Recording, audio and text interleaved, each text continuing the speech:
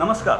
तिब्बत से लगती भारत की सीमाओं पर एक तरफ भारत और चीन के सैनिक एक दूसरे के सामने आंख में आंख डालकर खड़े हैं, तो दूसरी तरफ सीमाओं के भीतर कांग्रेस के नेता राहुल गांधी लगातार दनादन केंद्र सरकार पर सवालों की बौछार कर रहे हैं। राहुल गांधी लगातार कह रहे हैं कि जो चीन है, चीन ने भारत की जमीन पर कब्जा कर लिया है, भारत में घुसपैठ कर चुका है, और उसके बावजूद क्या वजह है कि सरकार जो है चीन के सैनिकों को और चीन की घुसपैठ को जो है उसका कोई जवाब नहीं तलाश पा रही। राहुल गांधी कह रहे हैं कि क्या वजह है कि केंद्र सरकार ने चीन के सामने लगभग घुटने टेक दिए हैं। लगातार इस तरह के सवाल राहुल गांधी कर रहे हैं। दूसरी तरफ बीजेपी और अगर केंद्र सरकार की बात करें तो उसकी तरफ से भी पलटवार हो रहा है राहुल गांधी पर, कांग्रेस पर, और बीजेपी लगातार कह रही है कि दरअसल इस वक्त सरकार जो है वो चीन का माकूल जवाब दे रही है, लेकिन ये पंडित नेहरू थे जिन्होंने चीन के सामने लगभग सरेंडर कर दिया था, और यूपीए सरकार के दौरान भी लगातार चीन भारत की जमीन पर कब्जा करता था, घुसपैठ करता था, लेकिन सरकार उसके सामने यानी कि यूपीए की सरकार चीन के सामने घुटने टेकती रही थी।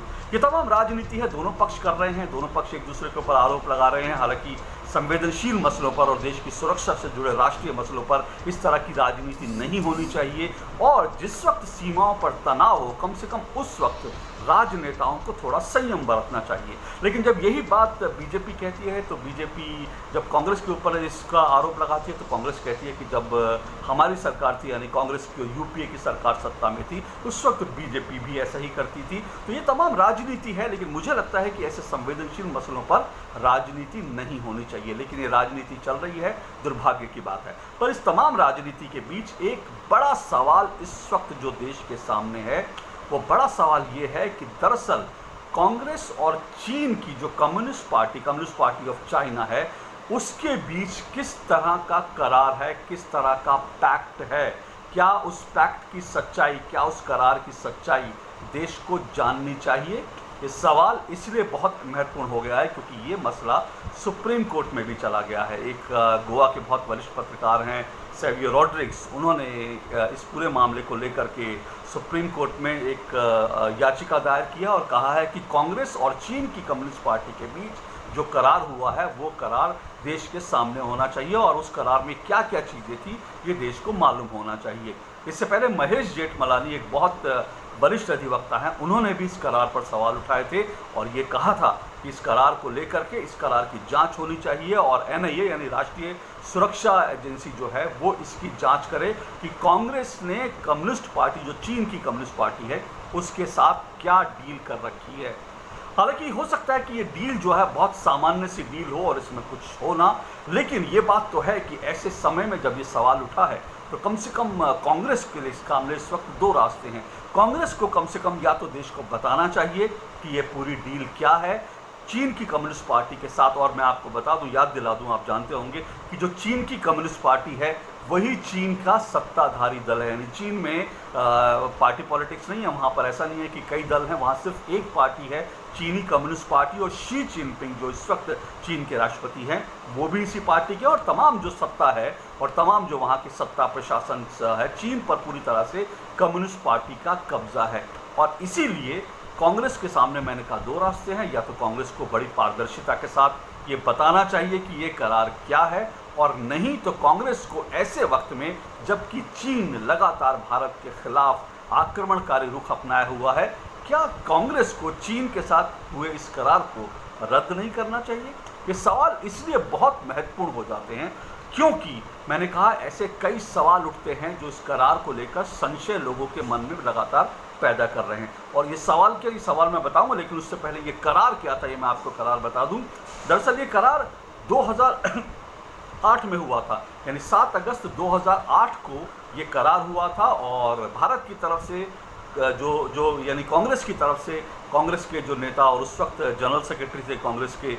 राहुल गांधी, उन्होंने इस करार पर दस्तखत किए थे। और ये करार जो है वो चीन में हुआ था, बीजिंग में हुआ था, और ये करार जब हुआ था उस वक्त कांग्रेस की अध्यक्ष सोनिया गांधी और शी जिनपिंग जो हैं, जो इस वक्त चीन के राष्ट्रपति हैं, उनकी मौजूदगी में ये करार हुआ था। 2008 में जब ये पूरा करार हुआ उस वक्त दरअसल चीन में ओलंपिक गेम्स थे, और बड़ी महत्वपूर्ण बात है कि चीन ने इस ओलंपिक खेलों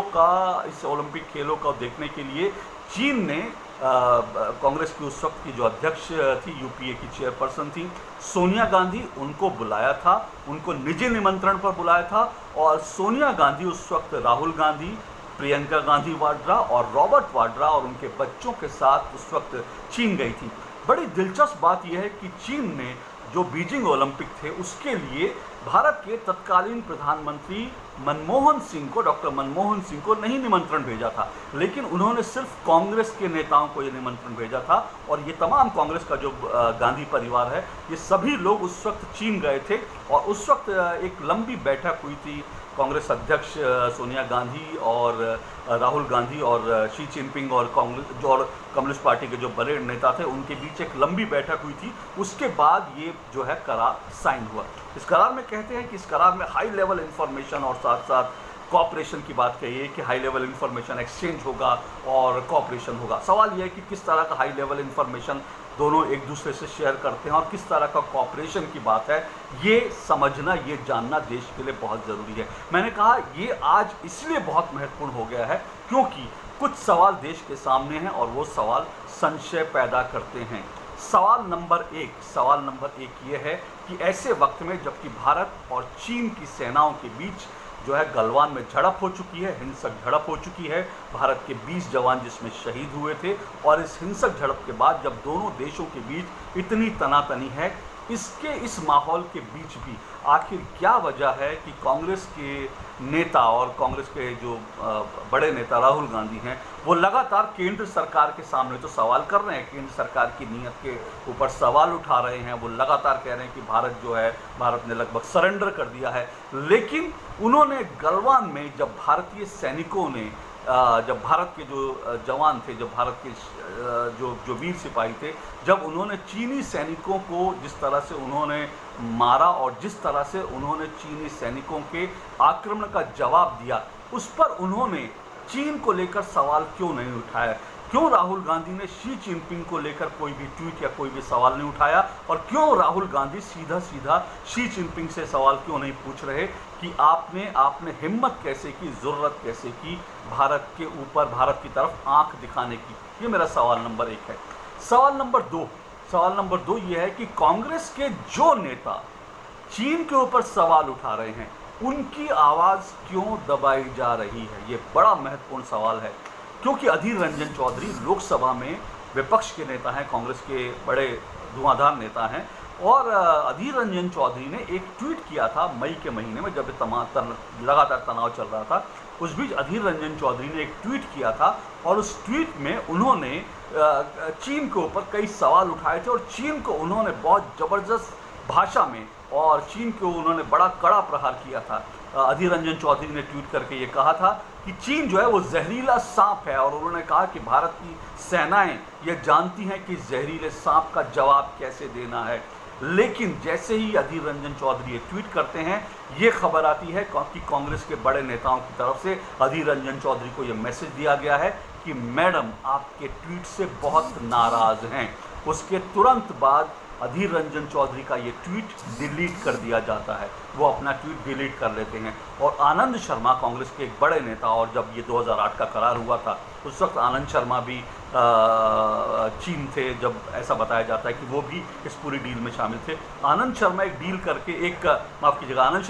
करके कहते हैं कि अधीर रंजन चौधरी ने जो ट्वीट किया है वो उनका पर्सनल मत था, उनका निजी मत था, और कांग्रेस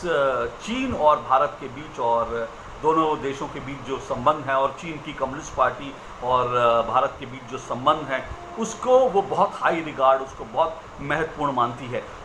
तो अधीर रंजन चौधरी का ट्वीट डिलीट करके क्यों इस तरह की ज़बान कांग्रेस के एक वरिष्ठ नेता बोलते हैं जो चीन के पक्ष में है?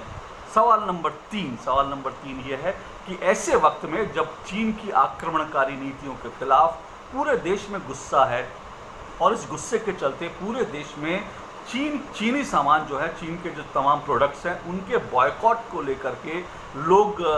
सवाल उठा रहे हैं, उनके बॉयकॉट को लेकर लोग अभियान चला रहे हैं। ऐसे समय में पी चिदम्बरम जो कांग्रेस के वरिष्ठ नेता हैं, पूर्व वित्त मंत्री हैं, पूर्व गृह मंत्री हैं, वो क्यों बाकायदा ये बार बार ट्वीट करके कहते हैं कि चीन के सामान का जो बहिष्कार करने से, चीन के जो बॉयकॉट करने से भारत का ज़्यादा नुकसान होगा, चीन का नहीं? क्यों वो इस तरह से बॉयकॉट चाइनीज़ प्रोडक्ट की मुहिम को पलीता लगाने में लगे हैं? सवाल नंबर 3 है। सवाल नंबर 4 ये है कि डोकलाम के समय, जब डोकलाम में 2017 में डोकलाम में जब भारत और चीन की सेनाएं जो आमने सामने आ गई थी और 72 दिन तक ये पूरा विवाद चला था,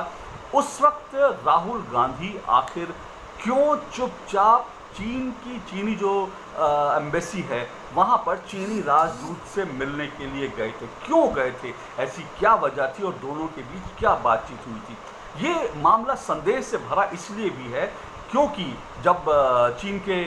चीनी दूतावास में राहुल गांधी गए थे, उस वक्त बाकायदा ये कांग्रेस के जैसी ये खबर आई कि राहुल गांधी चीनी दूतावास में गए हैं और राजदूत से उन्होंने चीन के राजदूत से मुलाकात की है, क्योंकि माहौल तनावपूर्ण था। जैसी ये खबर आती है, कांग्रेस की तरफ से ये कहा जाता है कि ये फेक न्यूज़ है और जो सरकार के पिट्ठू हैं और सरकार के जो भक्त चैनल हैं उन्होंने ये फेक न्यूज़ फैलाई है। लेकिन जैसे ये कहते हैं कि फेक न्यूज़ फैलाई है, उसके बाद खुद चीनी जो एम्बेसी है उसकी तरफ से एक फ़ोटो जो है, एक फ़ोटोग्राफ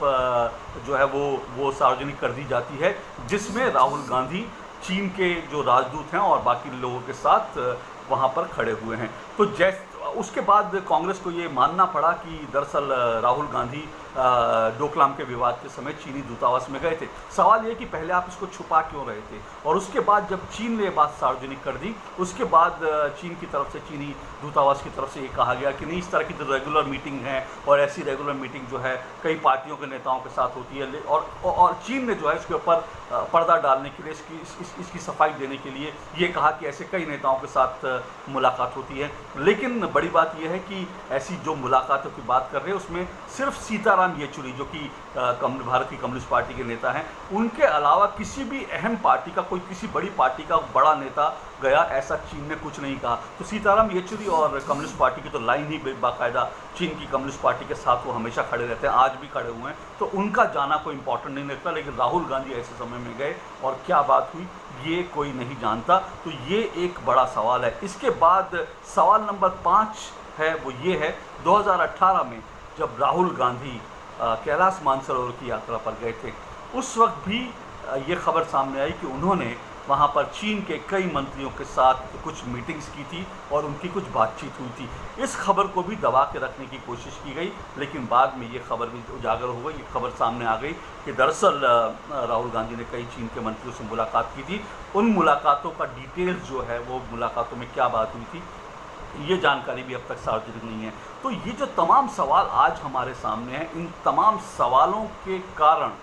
आज कांग्रेस और चीन की जो कम्युनिस्ट पार्टी के बीच जो समझौता है, उसको लेकर संशय के बादल खड़े हो गए हैं। अब मामला सुप्रीम कोर्ट भी पहुंच गया है। इसलिए मैं कहता हूं कि अब ये बहुत ज़रूरी है कि कांग्रेस या तो देश को बताए कि दरअसल उसका चीन की कम्युनिस्ट पार्टी, चीन की सत्ताधारी कम्युनिस्ट पार्टी के साथ उसका क्या समझौता है, किस तरह की इंफॉर्मेशंस, हाई लेवल इंफॉर्मेशन एक दूसरे से शेयर की जाती हैं और किस तरह का कोऑपरेशन, सहयोग किया जाता है। या दूसरी बात यह है, इस वक्त भारत की भावनाओं को देखते हुए कांग्रेस को चाहिए कि वो चीन की कम्युनिस्ट पार्टी, चीन की सत्तारूढ़ पार्टी के साथ उसका जो समझौता था, उस करार को, समझौते को आज रद्द कर दे। ये वक्त की, ये इस वक्त जो है, वक्त की इस वक्त सबसे बड़ी मांग है। ये बात कांग्रेस को तय करनी है, लेकिन जो तथ्य थे वो मैंने आपके सामने रख दिए। आज के लिए इतना ही। आपसे फिर मुलाकात होगी जल्दी। इजाज़त दीजिए। नमस्कार।